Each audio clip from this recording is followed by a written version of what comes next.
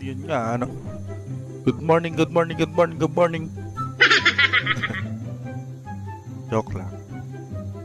Tumahol pa si Molly.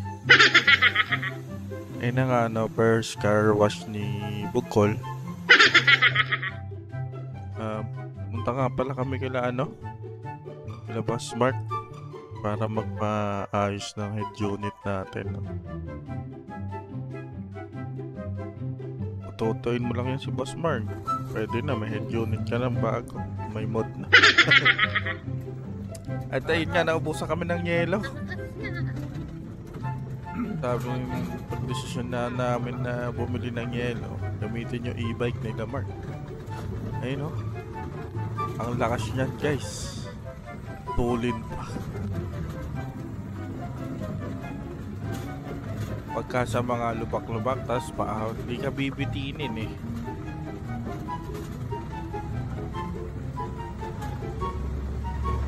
Yun nga, dahan-dahan lang kasi yung gilid niyan, paligi. Mamalaglag.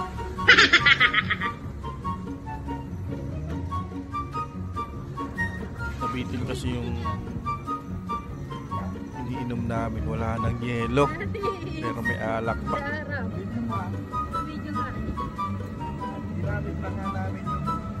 Ulin yan guys, tumatakbo siguro ako yung mga 60.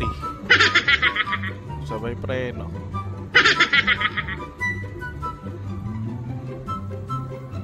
Tapos ito na nga, bibili na nga kami dito sa may tindahan.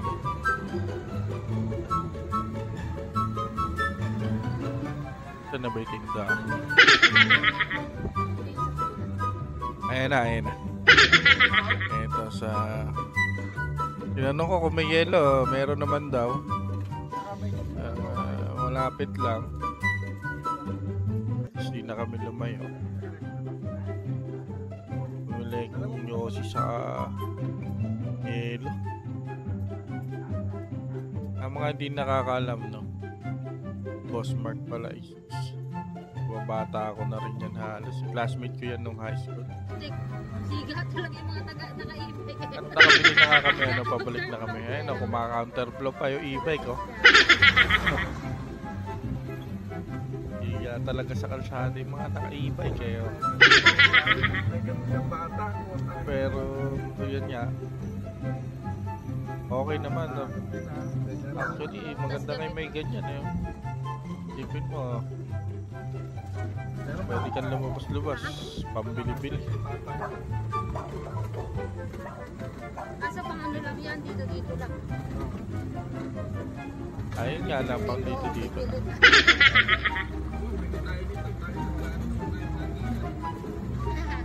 Siyempre, hindi pwede naman yung malolobat ka dyan. Yan ang ano, abang pang mga susunod na upload natin, abang natin yung budget. Salamat guys. See you next vlog.